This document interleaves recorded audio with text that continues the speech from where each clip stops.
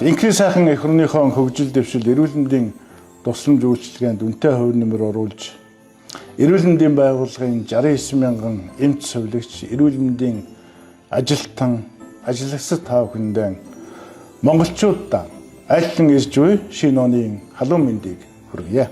Улиран одож буй хуучин ондоон ажил бүтээлийн амжилтын ариун эх орнжилууд ариун эх үйлсээр үдэн гаргаж байна. Монгол улсын ерөнхийлөгчийн зарилгаар Монголын уламжлалт хангах ухааныг салбарын зарлагтай усуулан салбарын зарлагтай салбарлуулан хүлээж авахд бэлтгэл ажлыг хангаж байна.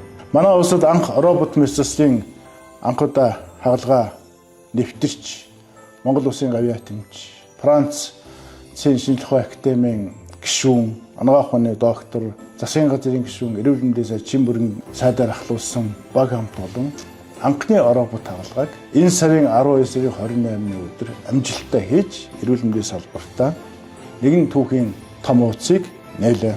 Эмийн үнийг ил тодтой байлгах, иргэддээ үнийг чөлөөтэй харж байх хаана ямар үнэтэй болно? Аль аптекаас аль эрүүл мэндийн самд ямар чанартай эмийг авч хэрэглэх талаар нээлттэй захим сувгийг ажилуулан ажиллаж байна.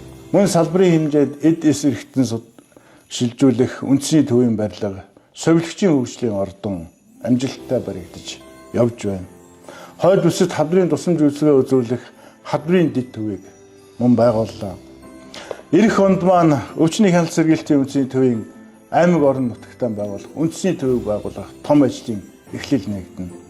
2026 оны 1 сарын 1-ээс салбарын ажилчдын цалин 30%-аар нэмэгдэж тус ондоон багтааж 75%-аар өсөх болно. 2026 онд Азийн хөгжлийн банкны дэмжлэгтэй хамтын ажиллагааны хүрээнд 1,300 тэрбум төгрөгийн санхүүжилттэй эрчим дэмжлэгээ яаралтай тусламжийн төв, яаралтай тусламжийн хөрөнгө оруулалтыг хийхээр бэлтгэл хангагдаж байна.